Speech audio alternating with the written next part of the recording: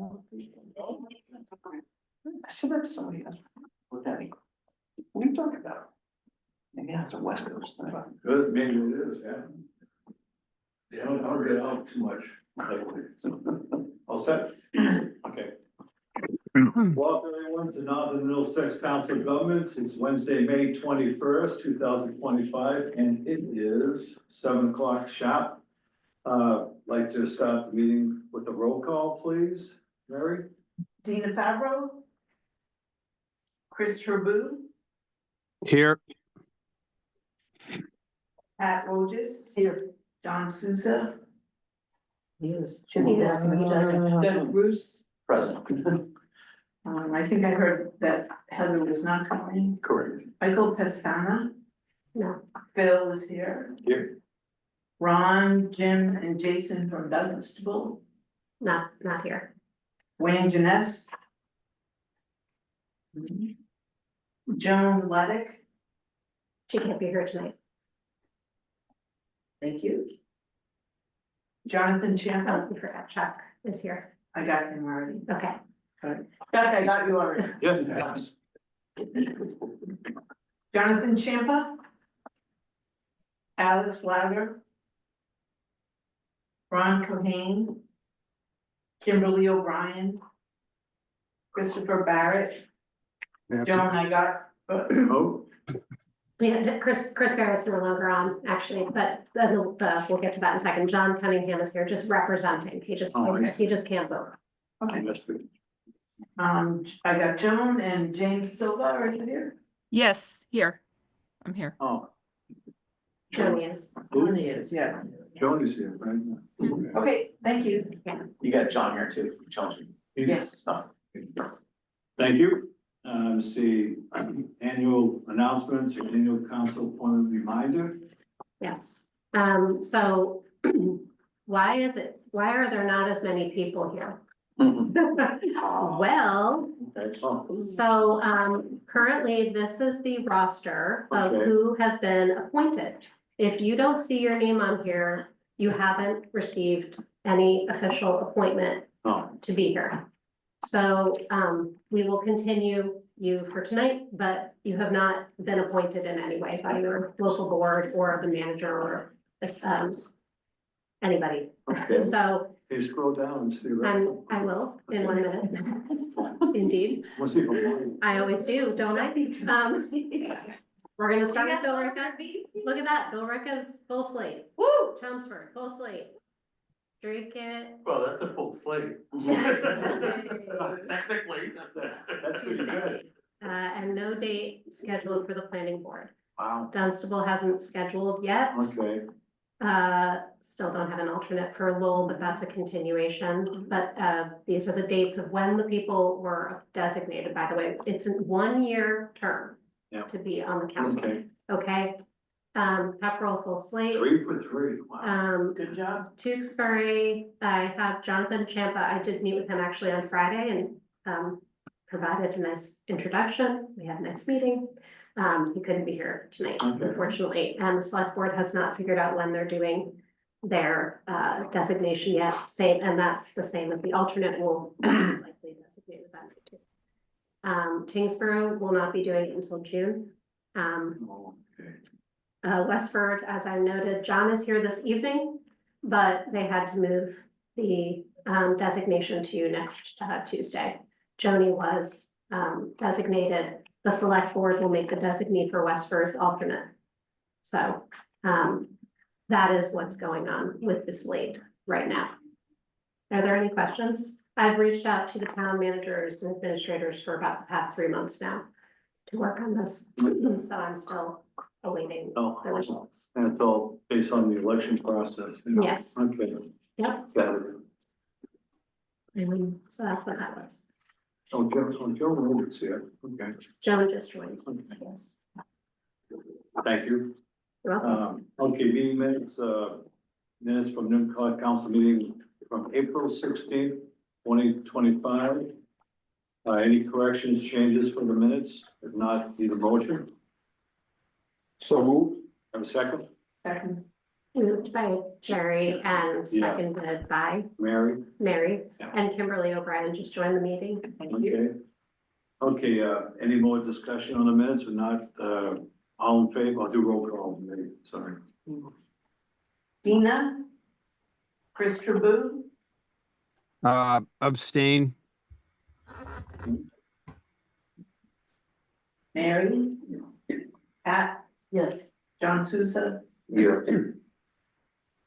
Doug, I know you're here, but you don't. I'm standing down. Phil? Yes. Jerry? Aye. Chuck? Aye. Joan? Aye. Steve? Aye. Kimberly? Aye. And Joan? Aye. Thank you. May I ask a quick question? Joan, do you prefer Joni or is Joan okay? I For me? I prefer Joni, if that's Joni. okay.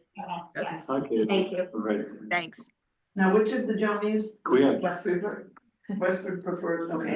It's Westford, Joan. Sorry, Joan, Joni. Thank you. Thank you. Thank you. Glad I asked. I know that can be a sensitive topic, coming from a Jennifer who likes Jenny.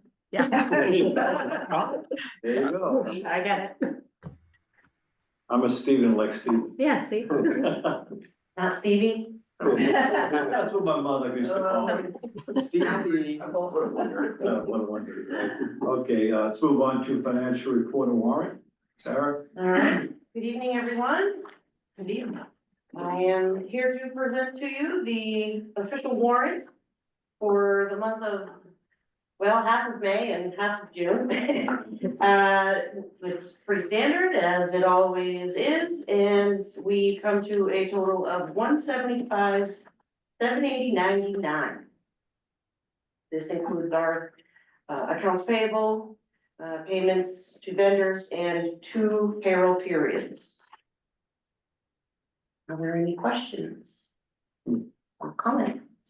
Any question, comments for Sarah on the financials? If not, need a motion? Motion to accept. Have a second? Second. Okay, so Bill and Mary, roll call?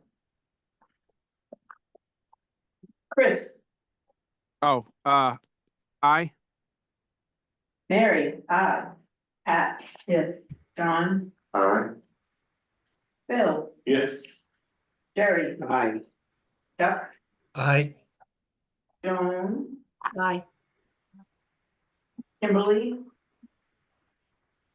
Aye. And Joni. Aye. Thank you. Okay, motion passes. Next report warrant. Let's move on to item number 5, fiscal 26 NMCOG operating budget approval. Who's going to lead this? Yeah, I'll Jerry? give a report of the finance committee and then, obviously any, detailed questions I would refer to, Sarah and Jenny. But on the, on May 9th, the finance committee, met. The finance committee, consists of, Steve, Chuck, and myself. We met, with Jenny, Kelly, and Sarah on, again, on May 9th, to review the, FY 2026 budget. And I know everybody received a copy of it with a very detailed memo. I just commend Jenny on the details of that. Actually, there's not a whole heck of a lot for me to report on based on what's in that memo. Other than the fact that, if you took a look at the budget, especially for those of us who've been on the council for some time, it's a new format that really flows nicely. First page is just a recap summary of the revenue and expenses. And then as you go to page 2, it's more detailed breakdown of the revenues. And again, looking at past sources of revenue, you can see we're since Jenny's been here, actually, how we've increased various sources of revenue, which is something we wanted to do. And then on page 3 breaks down the expenses in more detail. And again, the memo does highlight where some of the items are in IT especially, but one of the bigger items. And then the budget summary compared to the prior year's budget, which is really, again, doesn't get bogged down in the details. It just gives you the summary and then you can turn to page 5, and you really see the details of the revenue and expenses compared to FY 24, so in 25. There is a bit of a, issue with the printout. Yeah, I just noticed it myself, and for some reason it may not have lined up right. Okay. The printout is correct on the screen. Yeah, If you're participating and you're in this room, you can look to the screen, Yeah. to get the full picture. But clearly, if there's any details, I know one of the questions that came up, and Chuck had asked the question, in putting together the budget, does it align with the strategic plan? And obviously, in Jenny's memo, she does reference that, and in the future, we're looking to really have, and Jenny, if you want to just talk to that a little bit, but we'll have that as part of the packet as well. Yeah, I was actually going to say the memo kind of covers pretty much everything that you need to understand about both the revenue side, what's changed, what hasn't changed, what we don't know about yet, and the expense side, what we know right now, and what we've done in terms of some of the costs, what you see as things that have increased significantly and areas where things might have changed since last year, or this current fiscal year technically. I did reference the strategic plan, but more in terms of the work that the agency is doing is completely aligned with the strategic plan. I think in the future, we might need to maybe revisit the format of how we do the budget in general, and maybe put it into, or provide some clarity in terms of how much is being spent categorically, like on the different strategic plan topics, but maybe we can talk about that at the finance committee level, about the best way to present that to moving into the next fiscal year, to both track that information and then present it perhaps mid-year, and then of course moving into a next fiscal year, and then ways to track it in any other regards. And the other question obviously was, did the budget include any potential salary increases, or the 3% increase that is built into that budget as well? So in reviewing the budget, and getting all the answers we had to the questions we were looking for, the questions we had, the committee unanimously voted to recommend the budget that you have before you. Just one clarification, the 3% is across the board, but it's only the actual, any salary adjustments go through only after an annual review process with staff. And depending upon whether or not that staff person is also paid for through one of our federal contracts through MassDOT, that agency actually has to review any salary adjustments as well and approve them. So it's not a given that every staff person has a 3% increase. There are also a couple of adjustments to salaries to make sure that they line up more accurately across the entire organizational platform. But those are the only, just want to make sure I clarify that. Yeah. Okay, any other questions from the FinCom members? Chuck, I think, Chuck Walker Bishop. Yeah. Okay, no questions? I got no questions, Steve. Thank you. Okay, making sure, okay. So we need to take this to a vote? Do you need a motion? I'll make a motion to adopt the budget presentation. Okay, have a second? Second. Motion by Phil and seconded by Harry. Yeah. Okay, roll call, please. One second. Okay, Chris, Aye. Mary, aye, Pat, yes, John, Aye. Phil, Yes. Jerry, Aye. Chuck, Aye. Joan, Aye. Kimberly, Aye. and Joni. Aye. Thank you. Thank you. That was quick. Okay, so you didn't have to get the FinCom members to say aye, nay on that, did you?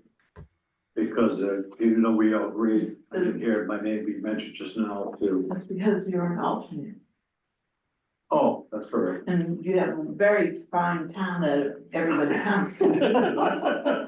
Yeah, because I did vote. Okay, I get the message. I get the message. Good job. let's move on to update on process NMCOG Executive Director and review. Jenny's, third year is coming up, I think it's July 11th. 2022 is when Jenny was hired 3 years ago. And obviously she's doing an outstanding job, but we have to do an annual performance review. These are some of the things we never did in the past, a lot of reasons, but we're trying to get ahead of the ball right now. And so what we'd like to do, we had actually performance review set up, designed by Anita Tanaka and Wynn back a couple of years ago. And she was a select, for those who don't know who she is, she was selectwoman for Westford. And now she's served as staff director with James Pachiero. And so we use that format. It's really a nice format. We thought it works really well, and it asks us questions regarding the executive director's performance, and there's a rating system here. What we plan on doing is sending this out to the full council via the clerk. And then get the feedback, and then the officers will get the information, they'll sit and digest it and get it back in a format that we can interface with the executive director on and have a dialogue. And also, same thing's gonna go to the executive, any performance review, so Jenny could fill on her own. So the idea is for us to sit down, the officers, with Jenny and discuss and move on from there, and then get back to the full council and know what the results were. So that's the process we're looking at doing. So, I mean, it's simple, but we haven't done it this way before. In the past, it's been, if I remember correctly, the former chair would deal directly with the executive director after the officers gave their feedback on what they thought on the annual performance review. And the executive director had an annual performance review that she had put together, and we kind of went over it, and then the chair directly went to had discussions with the executive director. I think it's better the officers do it collectively, and we do it like in Zoom, and get the feedback from the council to the officers, back to the director, and then come to a amicable conclusion based on what we feel about the performance for that individual. So, any questions on that? So I'll have Mary get the email list and send that out. And then all the counselors, we reply to the email, obviously, there'll be a form in there, PDF, whatever, to print out. And then get that back to, we think a couple of weeks. Yes. You want to set like a date? What day is it? Let's see, we got, June 6th. let's see, okay, About so. 2 weeks from next week. So today's the 21st, and then June From Friday. 4th would be 2 weeks. Or you can roll day weekend. Do you want to just go for the 4th, or you want? Sure. Okay, The 4th is good. so we can have all your performance evaluations back by June 4th, that'd be great. And I have a big email anyhow, right? Mhm. Okay.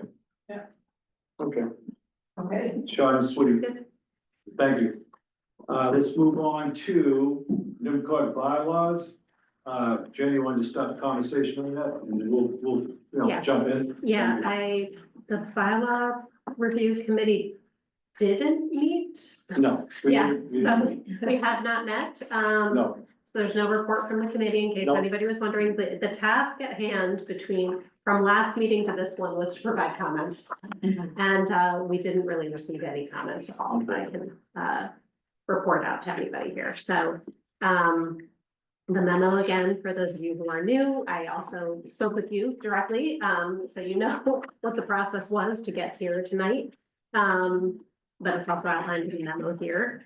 And the only thing that I was tasked with in between was addressing one thing that I did change, which was how would we deal with the assistant treasurer and the assistant clerk election procedure. And so on the screen is the suggested language, which was also reviewed by town council. That would be amazing.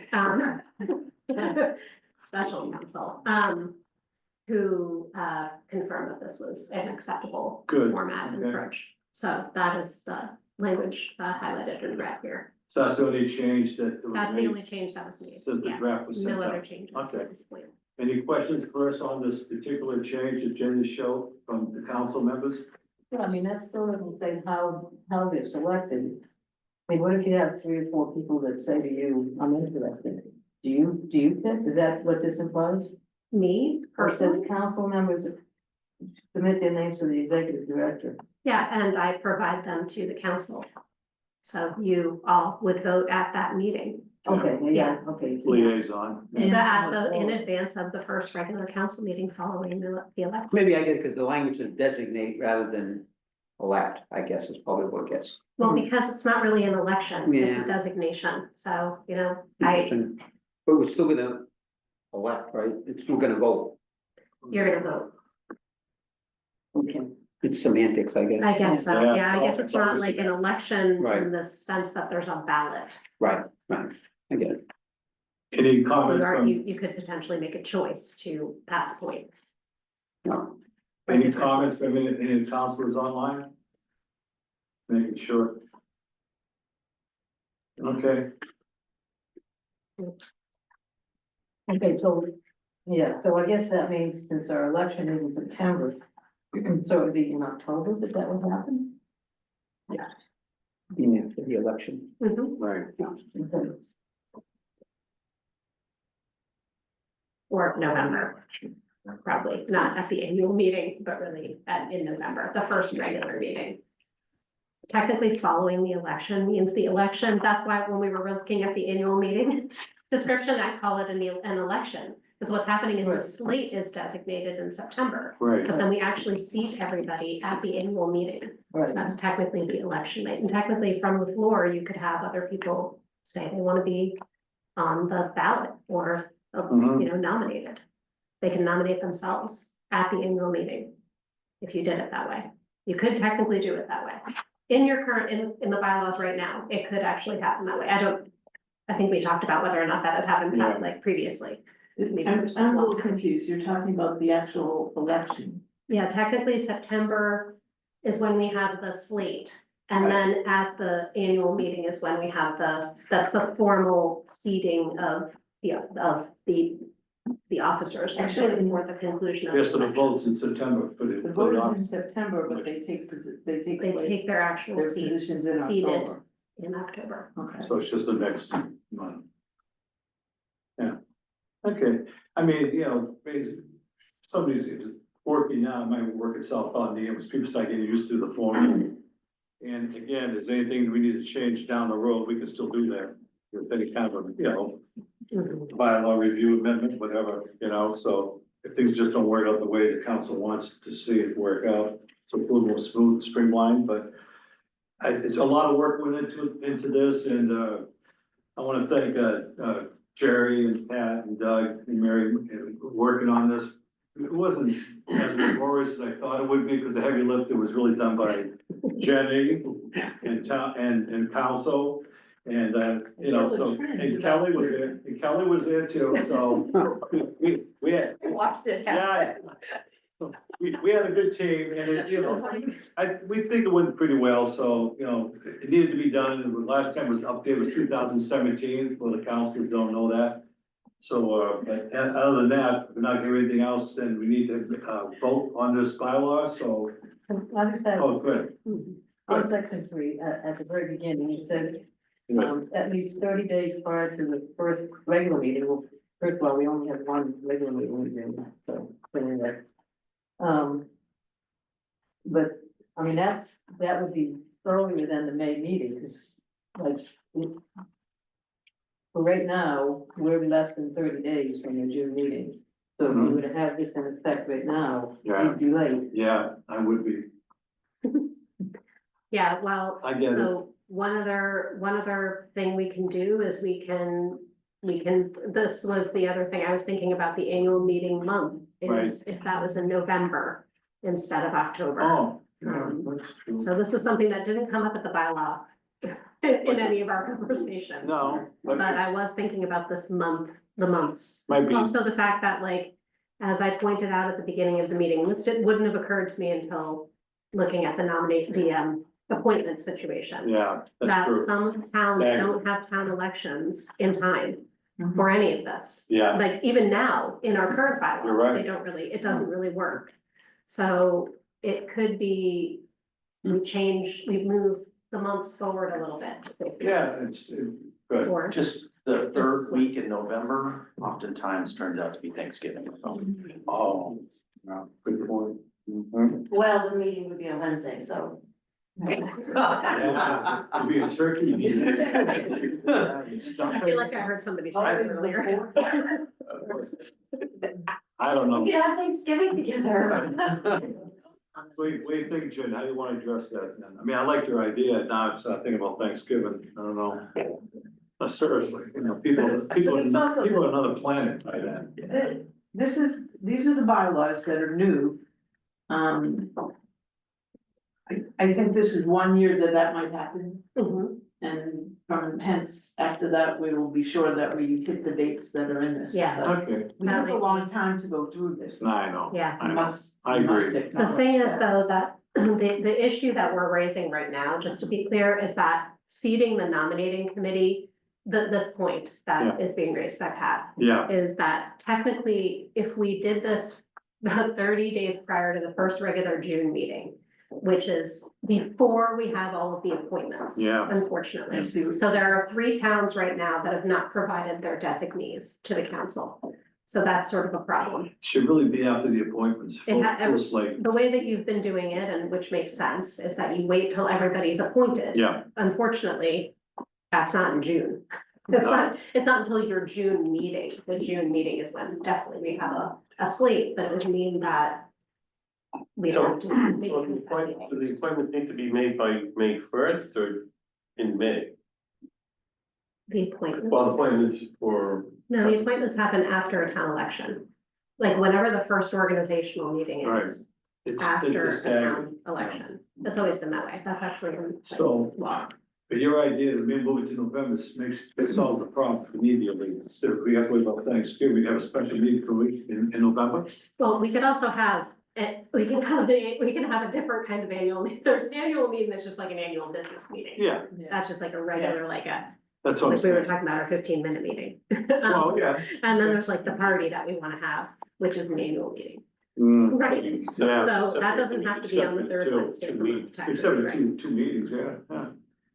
Just another. Does this clause come into play for this year? Or prior to any meeting called for the purpose of electing officers? That's true. So that sort of. Was that buys- Kelly? So after Okay. that first, the second clause there, Yeah. prior to any meeting called for the purpose of electing officers, would potentially allow for this being an unusual year, because you have this exception. Oh, I get it, yeah. Okay. Last flexible. Therefore, Alright, any if meeting- should you approve this as is, and we keep our October meeting as is, and we wait till everybody else is designated as is, Good, then after this, we need a nominating committee, okay. which I'll tell you what that looks Why like. don't we do that? Anybody have any other suggestions? Okay, let's move forward with that. So you wanna make that as a, Thank you, Kelly. you have a motion on the approval of the bylaws? Kind of backtrack. I'll make a motion to approve the bylaws as submitted with the revision that was presented this evening. Okay, have a second? Second. Who was that? Chris. Second. Thank you, Chris. Okay, roll call, please, Mary? Chris, Aye. Mary, I'm gonna vote no, because I still object to the executive committee, so I'm going to say.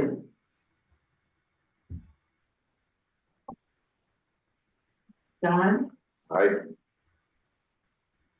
Bill, yes. Jerry, Aye. Chuck, Aye. Joan, Aye. Kimberly, Aye. and Joni. Aye. Okay, thank you very much. Motion passes. Let's move on to number 8, Federal Service Transportation Reauthorization. Discussion NMCOG draft letter, grade low federal delegation regarding recommendations as they draft the next surface transportation reauthorization bill. Yes, that's Kelly. You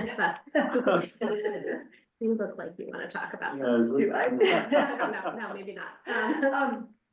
So I can a little bit. Yeah, please. Right now, we are still operating under the bipartisan infrastructure law. Every 4 years, Congress creates an infrastructure law or the federal surface, I'm getting at the federal transportation reauthorization, and that is really the sort of what's the word I'm looking for? The enabling legislation that sort of delegates funding to state, from the federal government to states, which is then apportioned to MPOs, to do transportation planning and to fund federal infrastructure improvements. So this is really like it's one of the big bills that goes before Congress every 4 years. Our current authorization ends in 2026. And so right now, Congress is starting the conversations to prepare for a reauthorization, which would happen in October of next year. It feels a long way off, but it is a very good time to advocate. And I think advocacy is more important now than ever. So what we, and we are, just to take a step back, we are members of the AMPO, which is the American Association of MPOs. And so that organization has really encouraged MPOs to submit letters of to advocate for what they want to see in that reauthorization. Makes sense, yeah. So what we did is we went through Envision 2050, which is our current long-range transportation plan, and we've come up with sort of a short list of things that we would like to advocate for that would help us to advance Envision 2050. One thing to note is that the goals that are in Envision 2050 are actually pretty similar to the goals that this region has had for quite some time. And so what we are advocating for isn't really a lot of new, but I think what we're really looking for is for the federal government to recognize that per the law, MPOs exist to represent and elevate the voice of their regions. Because the federal government, when MPOs were established, the federal government recognized that there was no way that somebody operating at this level could really understand what Tingsboro wanted to see or what Lowell wanted to see, and how those changes might be different than what, LA wants to see happen as far as transportation. And so what we are advocating for, really, I would say if I had to sum it up, it's really to let MPOs lead. And to let MPOs really guide those important decisions in how funding is allocated and the types of planning that we do, so that we can, absent any executive orders or, obviously we want to follow the law, but we also realize that our role is to elevate what our regions want to see. And that's part of why MPOs exist. So I think looking at the 6 goals of Vision 2050, I went through those and started to look at what would this translate to as far as advocating for our region. Really, our first goal is around safety. So we're really looking for flexibility in safety funds, so that we can really lead on local safety projects. We know where our unsafe conditions are, and so we want the flexibility to be able to improve those without the federal government telling us that they can or can't include pedestrian improvements or bicycle improvements or intersection improvements. We want to be able to set aside funding for some of those improvements that maybe aren't just for cars, but are also for other transportation users. We also want to take care of the roads in transit we already have. I know that the federal government, we've seen a US DOT memo that just came out recently that really talks about wanting to build a lot of big, beautiful new infrastructure. That is great. The Rourke Bridge is going to be amazing, but we also have to really take care, a lot of our infrastructure exists and it's aging. So we want to advocate to take care of the infrastructure that we already have. We want to help people and goods, freight, get to where they really go. So again, this is kind of going back to that letting MPOs lead. We really want to advocate for funding for traffic relief, for freight projects, so that we can get goods from, South Boston up to Chelmsford, up to, e-commerce is more important than ever. So really thinking about how those goods are transported from local airports into our region, we want to be able to address those things locally. I think one thing that NMCOG does really well is we think about interdisciplinary planning. transportation isn't just about transportation, it's about connecting people from their home to opportunities. And so if we only think about transportation from the perspective of roads and how are we getting people as efficiently possible from one place to another, we're sort of not thinking about economic development, we're not thinking about housing development. And so we're trying to advocate for the ability to plan intersectionality. And we want to think about how does transportation intersect with economic development, housing, the environment, land use. We want to protect the environment and protect for future hazards. We may not be able to call it climate change or climate resilience anymore, but we do understand that no matter what you call it, heavy storms are increasing, flooding is increasing. We have a lot of flooding issues in a lot of our communities. We want to be able, as an MPO, to have funding that we can redirect into those kind of planning projects. And then finally, making sure that everybody has good transportation options. We know there are areas across our region that haven't received the same level of funding that others have. That could be due to historical patterns of racism. That could also just be due to people just not really observing where those changes are happening. So we want to be able to, again, recognize where those improvements are needed and really invest in communities to get everybody sort of like the rising tide raises all boats. And I think lowering cost share, that one is really important. We have a lot of small towns in our region. Budgets are very, very tight, and having the requirement for small towns to have to provide very high levels of matching for federal transportation improvements can really prohibit the ability of some of these smaller communities to get transportation projects done. So we're advocating for lowering that local cost share so that smaller towns can participate in improvements, just like larger cities. So again, this is what we are advocating for. This is kind of opening up this conversation to you. We want to open this up to the MPO as well. I'm open to any other suggestions or to have a conversation about this, but we have a couple of months to pull something together and kind of wanted to start this now. So what is the deadline of that? Oh, there's not really. No. Yeah. Okay, There's nothing, this is really like, how do we want to inform the transportation reauthorization process? Okay. This is really like informing. And for us, informing will mean basically reaching out to our congressional representatives. You know, that's what we're gonna do. so That's this, what we would want to do. And this would also go to the MPO, just to be clear. Yeah. So this is not just like the council. this is kind of the version of the draft letter we'd be looking at right here. I think this is more of More. like, first of all, with the MPO's Yeah. involvement being important. I mean, it's great, yeah. I think it's more like, the topical areas that we would want to cover. A reauthorization bill covers formula and discretionary funding. It's also funding and policy. So there's a lot of different things that happen in the big bill Got it. itself that reauthor, and my guess is that, so right now, the bipartisan infrastructure law that we have right now was carrying forward the FAST Act. So usually what happens is there's like a lot of carry forward from prior, authorizations and things of that nature. This time, not so sure.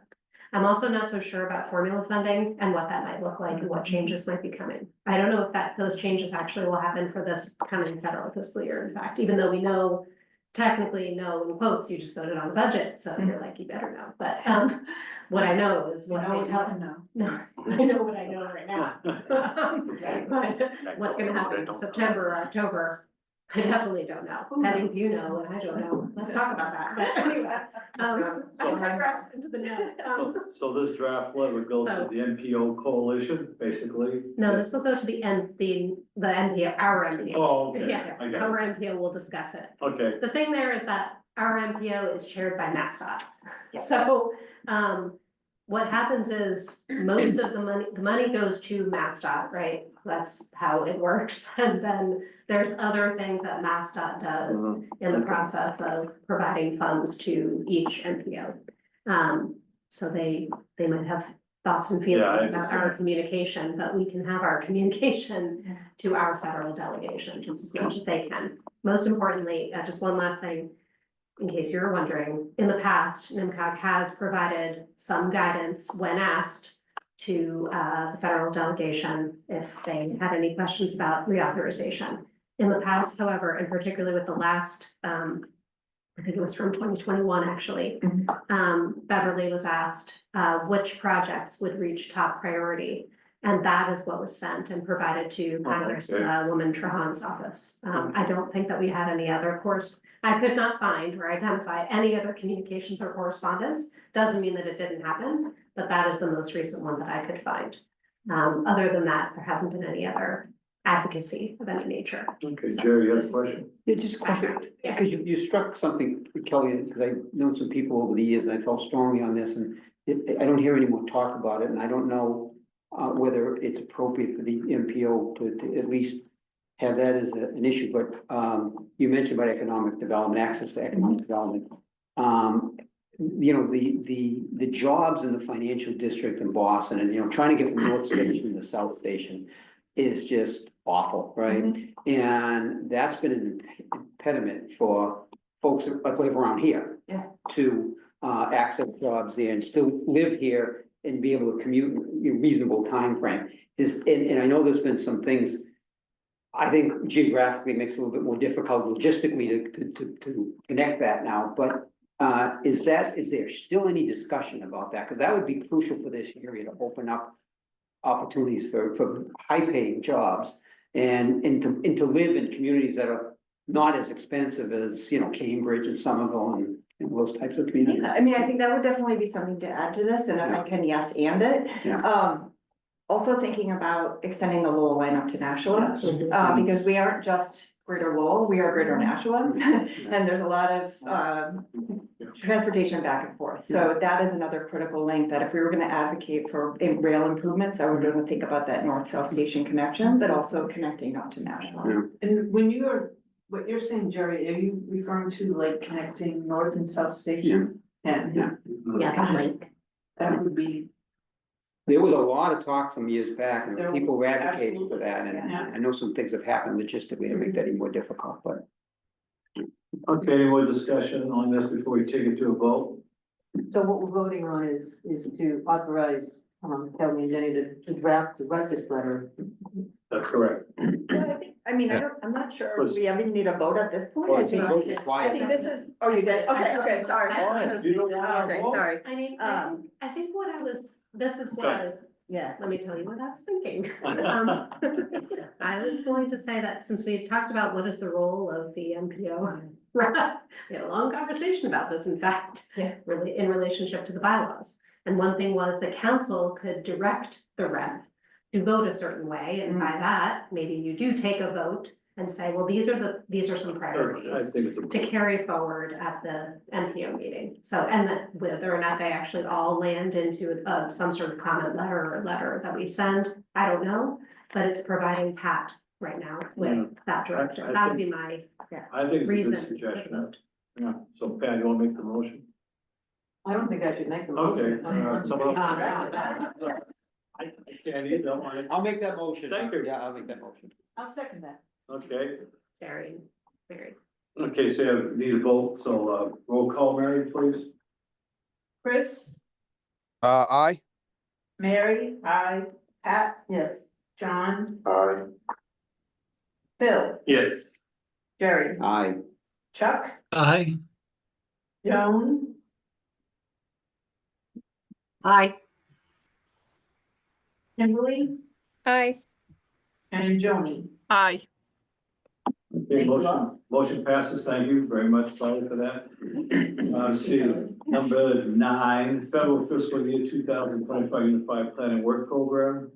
Presentation by the one and only Kelly. She's on a roll. She's on a roll.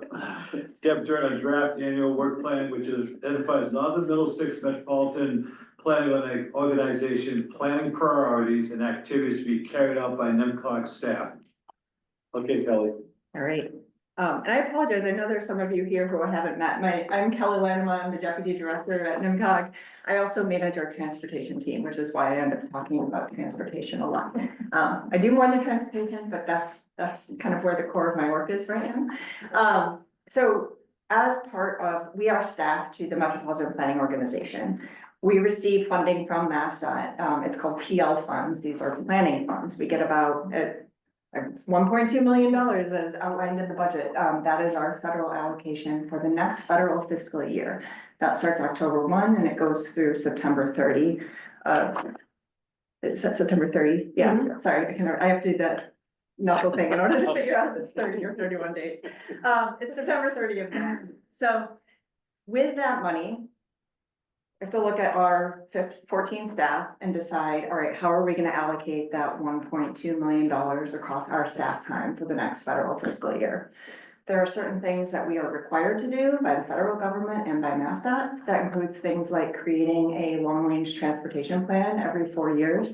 It includes creating that work plan. We get money to create the work plan that tells us what we do.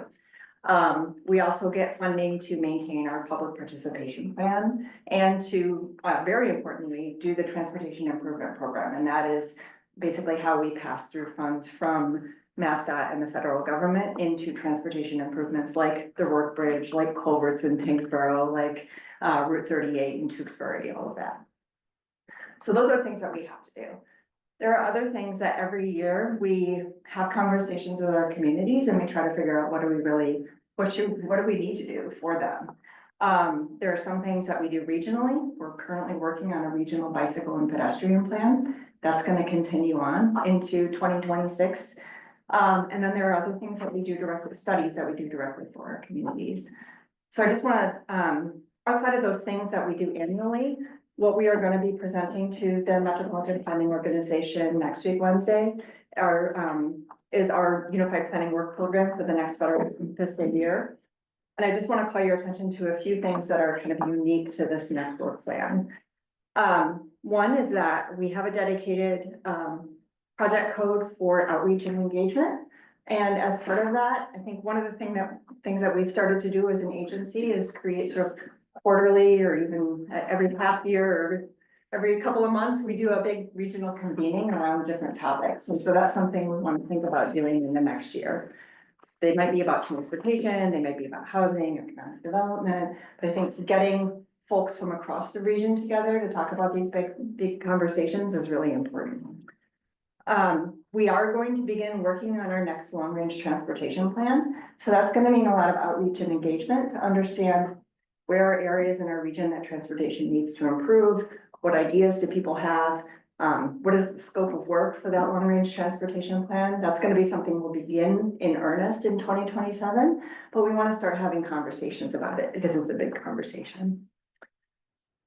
As part of our transportation improvement program, right now we just have kind of one big bucket of funding, and we apply that bucket of funding to roadway and intersection improvements.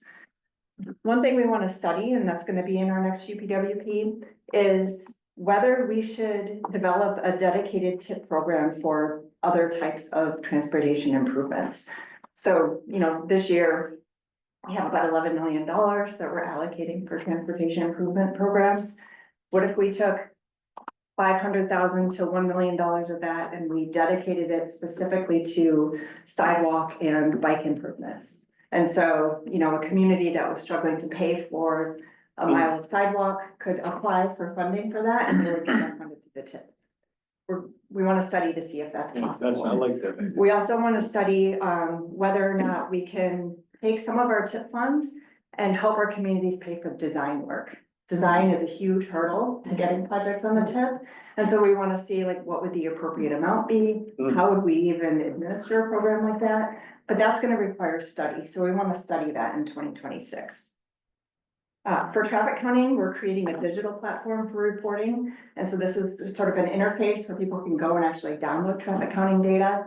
Apple Gold Schultz, she's one of our new transportation planners. She's going to be presenting that at the MPO meeting next week. But we want to kind of build out that platform and make it a little bit more accessible.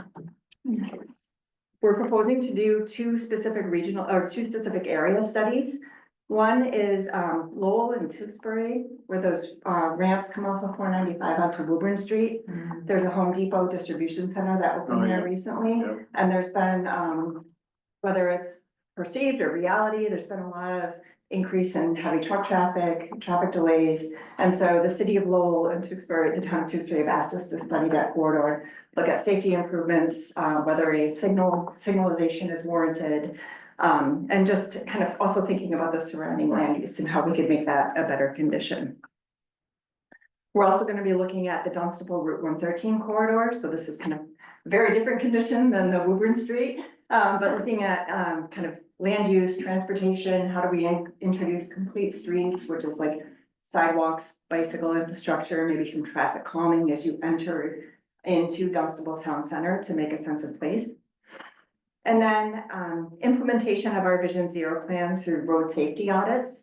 So really studying those kind of pain points and where there's high injury and high crash rates, and looking at how we can make those improvements. And then finally, in our transit program, 2 specific projects. One is contracting with a professor at UMass Lowell to do an AI, I have to look at the words here, an AI-enabled object definition in video footage. So this professor, and we've been working with the LRTA on this, we created a bus stop inventory to look at where do the LRTA bus stops need improvement. This would allow us to maintain that using video footage and AI in order to understand where's the signage appropriate, where does it need improvement. And then kind of following on that, creating bus stop guidelines. So giving the LRTA specific rules and guidance that they can follow to make sure that there's a consistent standard for all of those bus stops. That they're accessible, that they're free of vegetation. If they're gonna relocate a bus stop, they have to do X, Y, and Z things. They've asked us for this, so this would be a study that we would be doing next year as well. That would be a big job, I would think. I'm surprised. Blake's our guy, so. Yeah. Yeah, Blake Acton is our regional transit planner, Yeah. and he does a really great That job. is good. working with the LRTA. I think that would be, it's saddening to see people waiting for the bus on the side of the mountain practically without a shelter of any sort and the rain pouring down, so. This ideally would open them up to future grant funding too. Either they're umbrellas. Yes.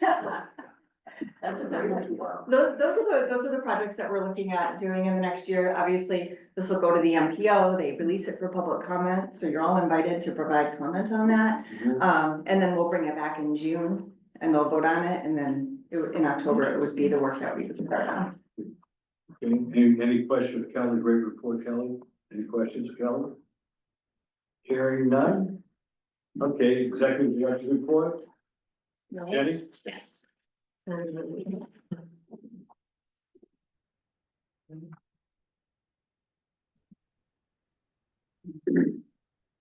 here.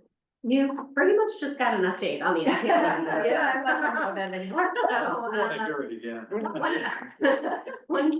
let's see, we do have a survey that's gonna be coming out. Did you mention that with the regional bike path plan? Comes out tomorrow. Comes out tomorrow, so I think maybe we'll make sure that the council gets a copy of that, and then if you could obviously take it and share promote it. Share and it. Promote it, that'd be great. Well, I do have a question about the bicycle and pedestrian advisory. The advisory committee, yeah. Yeah, so is this somewhere where people can find out who's on that Yes. committee? Yes, it is, on our website, Okay. /GL bike ped plan, but I can make sure, I think that might be linked to in the, Oh, no, but we'll make sure there's, yeah, the list down here, there's, I think, 14 members. Yeah, that's what it says. So, and are those meetings gonna be posted? Yep, the next one is actually posted, Donna helped us post that today. Oh, okay. It's on June 16, yeah. And they are open to the public, so, Now, they're gonna be, in-person meetings? hybrid. Yeah, Hybrid, okay. yeah, so we had our kickoff meeting, our next one's June 16, but we are also gonna have a lot of public meetings around this, so we're looking at our first meeting and our first public workshop in July. I Yeah, like, 8, there we go, thanks. Yeah, but any member of the public is welcome to sit in on those meetings, and stay abreast of what we're doing. And then we're also having a lot of pop-up events in every community around the region over the next month or two. Okay, thank you.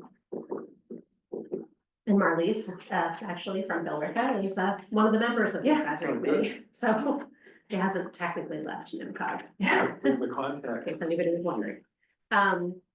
On the traffic counting program, just a question, so we just heard that Apple is making a presentation with the MPO, but if there's an interest in having a similar presentation made to the council, I'm sure we could organize that. Something, it's kind of an interesting, different way of viewing the data and doing data downloads and displaying the Is information. that NPO meeting recorded? Yes, it is, yep. Yeah, we post it to our YouTube channel, so I can share that. Just recently subscribed to the YouTube channel. Great. I'm sorry, That I'm was not, you. we have a YouTube We do. We're gonna start putting our nut on there and I honestly did.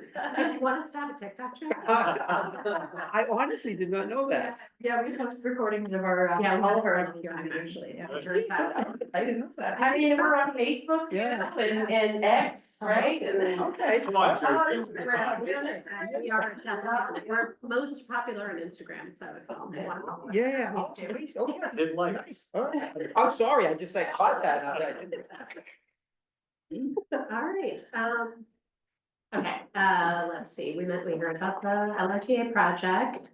I talked about the tip review studies the last time. I would love to give you an update on the website, read it, maybe like at a future meeting, you can share some of that information about the website.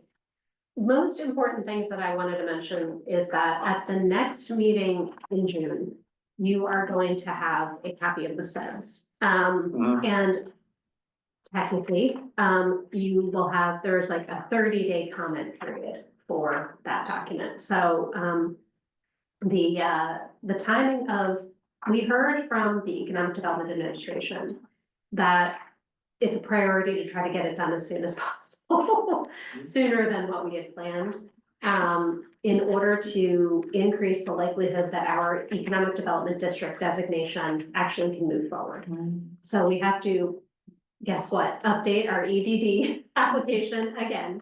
Last time we did it was basically at this time in 2023. Actually, it's March of 2023, so staffing looked different, a number of things look different. So we have to update all of the documents once again, and resubmit everything. I'm telling you this because, one, you're obviously going to be interested in seeing SEDS document, I'm sure, for other reasons, but also because I might be coming back to you by email to ask if we can change our July meeting. I know that we had talked about obviously having a July meeting, which would be the regular time right now, but there's a possibility that we may need to move that meeting up a bit to accommodate this more advanced time schedule. Let us know. So just FYI on that. The digital equity plan similarly is on a time horizon for completion next month. I can also similarly, if there's interest, organize a future presentation for the council.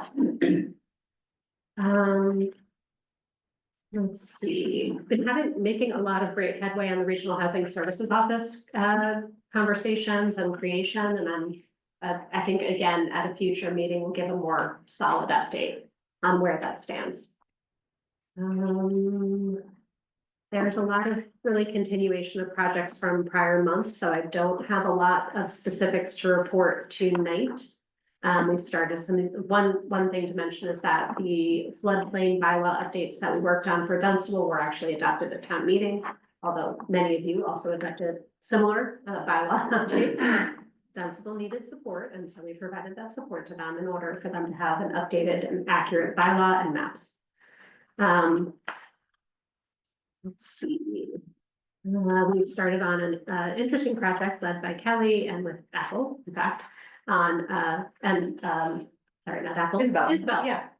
Excuse me, Isabel Emmett, who are both working on the site plan review for Billerica and Westford. And we are continuing our regional energy services and hosting a meeting in Dunstable on Tuesday to talk about potential like sort of sustainability, clean energy priorities for the town. And we've launched the climate action plans for both Littleton and Townsend. And we also have provided Pepperell with we're developing, actually in the process of developing a memo to assist them with future capital planning processes. And we have the 3 communities that have been participating in our near map subscription have decided to re-up. They'll be doing it again. And I think that's it. I'll see if there are any questions. Any questions for Jenny? Okay. Thank you, Jenny, very much. No problem. Let's move on to our trade and event community exchange, time to share all of our, what's going on in your backyard, so to speak. So we can start with, Billerica, Mary. I'm gonna steal Chris's thunder a little bit and Oh, say okay. that at town meeting, happily, because we have a wonderful economic development and planner person.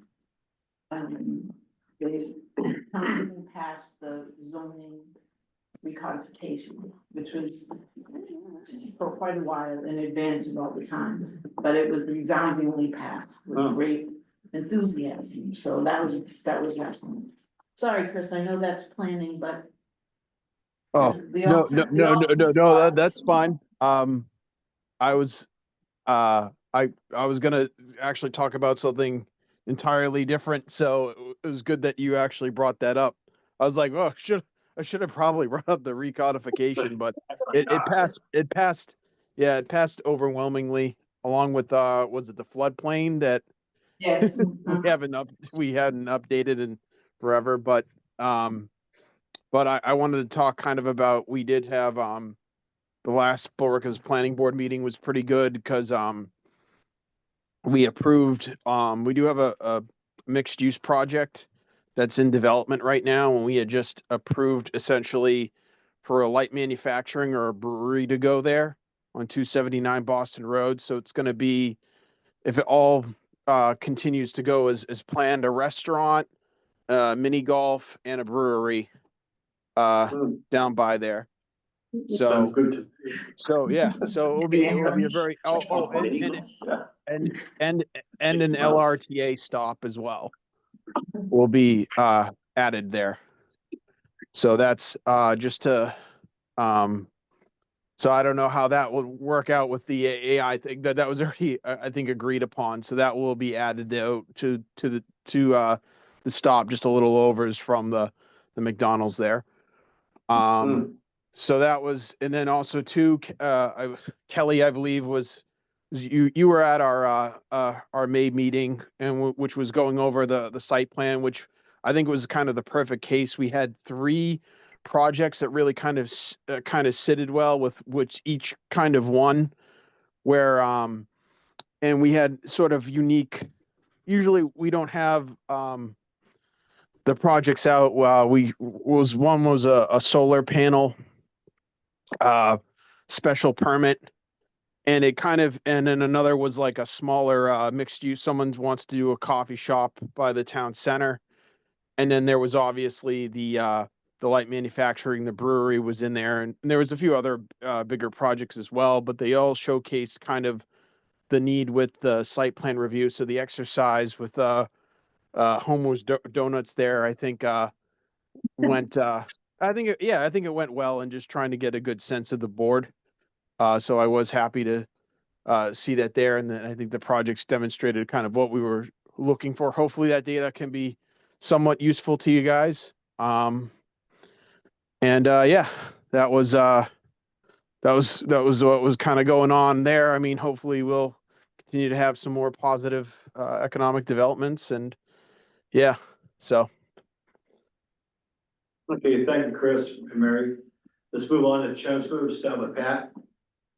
Yeah, so our town meeting did also pass the new floodplain designations, and this past Monday, the town manager's one of the people in his office sent me an email and said I had just gotten a package in the town manager's office, and I said I wasn't expecting anything. He said it's really heavy, so I called him and I said, why don't you open it? And he opened it, and it's all these maps. Global Imaging Company had sent all these new floodplain maps to the town, to my attention. Wow. Okay. Yeah, what they- Yeah, what did you say? So that, and, a week and a half ago, Chelmsford was one of, the first 19 communities in the Commonwealth to receive a Climate Leader Award, due to our commitment to, you know, electrification first on everything we do, including our vehicle fleet and all our new buildings and stuff like that. So, yeah, I'm very proud of that. So, yeah. Excellent. It'll put us top of the list for all those new grants that are coming. There you go. There you go. Awesome. So, Okay, thanks, Pat. John? So if you take an opportunity, take a drive through the town, on Borica Road, there's an old legacy office building that was demolished in 270 Borica Road. And just this week, the plan that was approved is going to be a small and medium sized distribution center that's going in. Just this week, they're looks like it's gonna look pretty fast. They're delivering large precast concrete panels. If you go by, just see the walls are going up quickly, so. That's good to see that site reused, and our planning board's also, it's interesting listening to another member, our planning board's also working on ultra light. IA type zone. The idea is to have a transitional zone between IA and some residential areas, and what kind of brought this to the forefront was, if you're familiar at all with there was a business known as Maxwell's Garden Center. For decades, it was known as Agway in South Chelmsford, and so they're closed. Yeah, and so that's site's now closed, and so Lockheed Martin's maybe interested in the site, but we're just trying to work something out because there's some, zoning gets over the years, there's some zoning conflicts and strange things, so it's become much more complicated, I think, than some members thought, but we've got a lot of good input from abutters and stuff, so we'll see where it goes. Good. Okay, thank you for that. Doug? I abdicate my time to the chair. Okay, thank you so much. Drake it, Phil? Drake just recently had their town election at the beginning of the month. The turnout was by all accounts abysmal. We had about 7% turnout, so out of over 20,000 registered voters, we had 1,836. Boy, that's the There were 2 contested races, the selectman race was contested and the school committee was contested. Oh, wow. It's a head scratcher on why the turnout was so low, because there were certainly issues that people were concerned about. We have town meeting coming up, on one of the articles is, well, 2 articles, reconsideration of a vote in November for the MBTA communities. Our town charter requires that any article defeated and brought back in front of town meeting needs to receive a 2/3 vote to let it go forward. So if it does, let's go forward, then we'll have another vote on the MBTA communities. I think I've been somewhat a voice in the wilderness on that one in Drake it, but we'll see where that ends up. I'm on a committee currently also that is looking at Drake Town Charter for review. So we're hoping to have that completed for November or so. I'll keep you busy for a while. Dunstable is not here, but I just want to report on their behalf that they passed their override. That was the first time that they had passed an override at town meeting in maybe ever. Yeah. And I just want to say that I think it demonstrates the, really strong management that they have going on right now, and I think it just puts the town in a really excellent position. For the town budget itself. The town budget itself, and also to participate in for the schools. Yeah, Primarily, okay. Unfortunately, Groton voted it down, so that'll have to be reconciled, Wow. but yes. It passed town meeting. It passed town meeting. Does it have to go to a vote? It passed town meeting, and then it also passed in a vote. Oh, did it? Oh, yeah, wow. What was the amount, the override? What was the amount? I don't remember the Yeah. amount, it was actually small in the grand scheme Yeah, of things the compared to percentage. what Drake it is. Yeah. Wow, that's great. Oh, interesting, thanks for that. Yes. It's going too low, Jerry. Yes, thank you. Yep. I will tell you, stay tuned, because we have a full planning board agenda for June, both our June meetings in July at this Wow. point, so a lot of projects. And unlike the other planning board reports I've heard here, it has to do with housing creation. So stay tuned, because you're gonna see a lot. I think some of them are gonna be headline items. And then I will say, we had a previously approved site that came back to us because of the change in tenants. It's very exciting. We continued the meeting. We still have to iron out some things. But on Plain Street, where the old VFW is located across from the Target, it's a 2-acre site, a little over 2 acres. And what we're looking to approve on there, we've already approved 3 businesses, but they've changed, and now we're looking at a Chipotle, a Starbucks, and a Popeyes, all on that site. Wow. And it's actually amazing. A lot of it is obviously, they're focusing on the drive-through aspects. One of the restaurants is gonna be strictly drive-through, not even, customers to go inside. And I wanna say it's the Chipotle has a pickup window. So it's just for people that do the mobile orders. And so it's not the typical drive-through where you've got a menu and a speaker and you talk to it. You've already ordered this and you just go to the pickup window and off you go. So, They call it Chipotle. there you go. I use it. All right, there you go. So, it's interesting, we're just trying to get it to all work, and like I said, we had previously approved 3 businesses on that site that was similar, but not as popular. Yeah. So we're just reconfiguring. It's amazing what technology has changed, huh, in terms of business is conducted now, it's great, so it's amazing. Pretty exciting, like I said, and stay tuned, we got a lot of projects, and we've approved a lot, they even during COVID, when, we went through the housing plans, there's only been so many permits issued, well, yeah, during COVID, there just wasn't so many permits issued. We had a lot of projects, a lot of units that we approved, and you're starting to see shovels hit the ground now, and drive to the city. So, Anything else? that's it. Okay, thanks, Sherry. Pepperell, Chuck?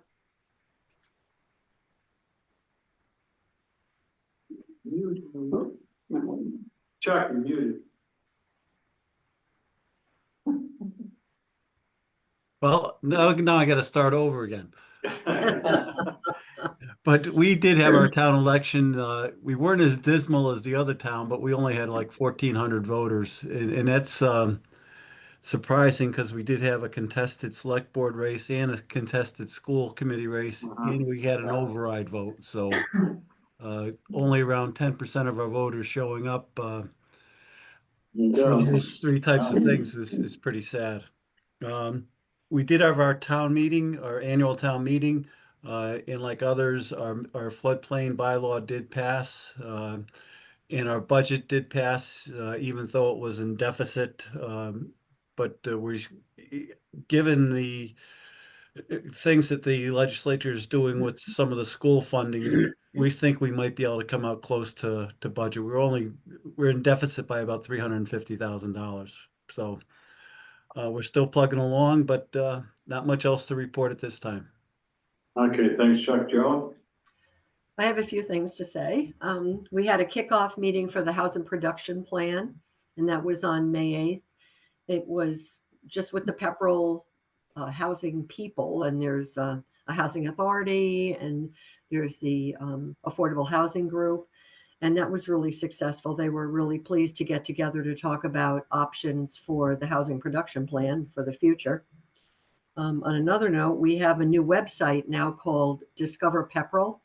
It's up and running. It's actually a way to promote the town with its recreation, history, and events that are happening throughout the town, and it'll be updated on a regular basis.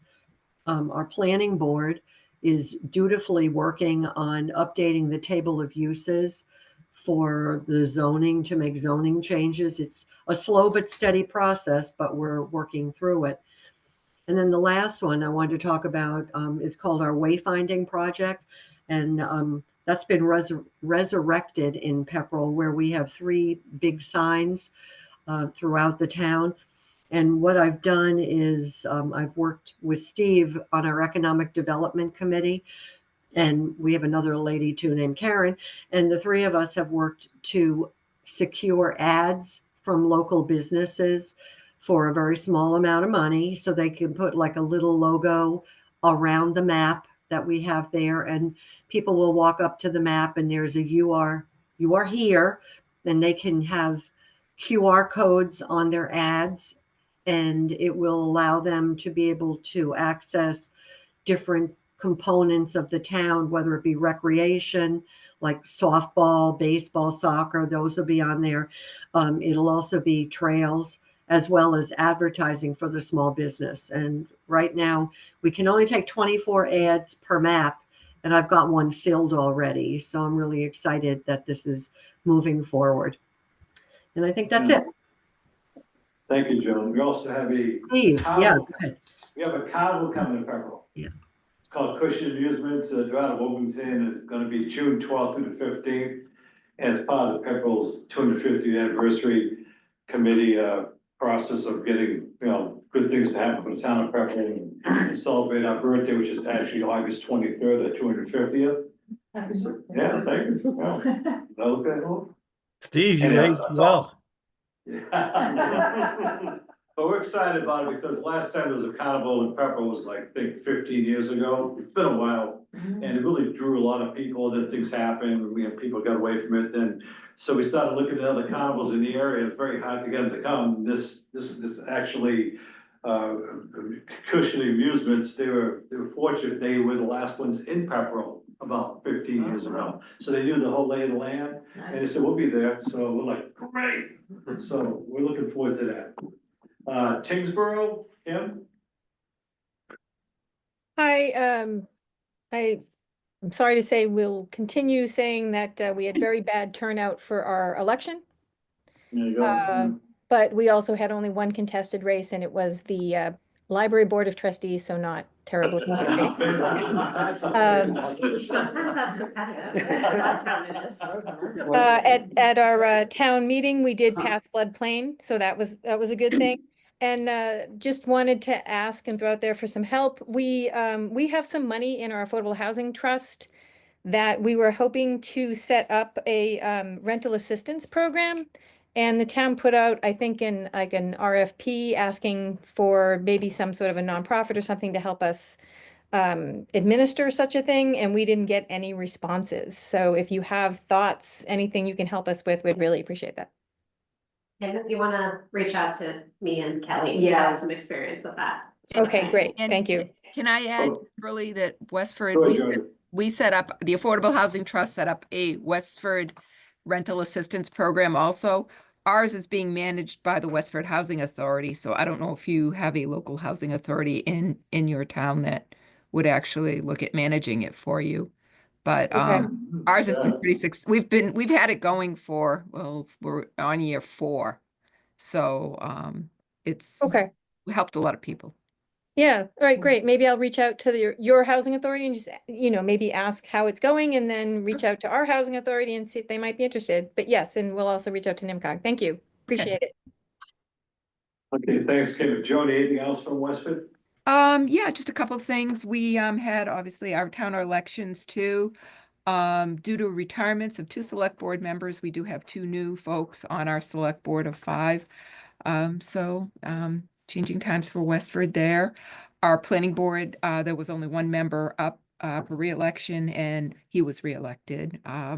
It was a little bit of a tight race. Our first MBTA community project, it's over 500 units on Powers Road, has seen a little bit of continuation through the planning board. They've had a lot of issues to deal with. So we have not seen anything from them for the last month. We're hoping to see something again at our June meeting. Boston Road project, just so everyone knows, is going well. National Grid's moved poles. We are getting widening and full-fledged construction underway. Boston Road will be closed for anyone who travels through Westford starting 2 June during the daytime between the hours of 9 and 3. There is a detour set up. We have temporary lights in place. So, it's quite a project. Affordable Housing Trust also is working with NMCOG, their RHSO, Christian, to look at doing a detailed housing needs assessment for us. So he's helping us kind of figure out how we can do that, how we would do that. So that's about it for Westford, unless John, you have anything you want to add? Yeah, the only thing I'd want to add is on the Boston Road project is a $12.1 million project and maybe 1.2 million contributed by the town. So that's a state funded project, a TIP program. You'll see a detour around Westford starting June the 2nd. So that's going to be quite a disruption. It may be sending some traffic through some other communities as a result of that.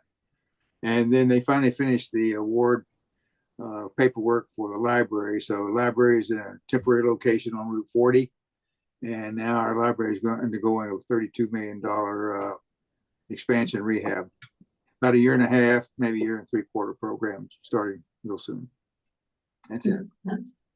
Okay, go ahead. Mr. Chair, just wanted to add, on the back of the road closures in Westford, there are 2 bridge closures over 495 in Chelmsford that are going to be starting this summer and going for, I think, 18 months. Which ones are those? Westford Road and Gorham Street, yeah. So if there's the closure in Westford and there's the closure in Chelmsford, that's gonna, Tillamook, is that the reroute? That's gonna be one busy road. Wow, you need more bicycle paths. Yeah. Oh. Yeah, they got a fancy system there. If you go through Westford right now, you'll see it's a blinking lights, and they've got the temporary thing set up on Main Street and Depot intersection, and then on Tillamook and Main Street. So it goes that back way, and it's going to be, you have to be a little inventive trying to find your way through Westford for a while. It's an anomaly.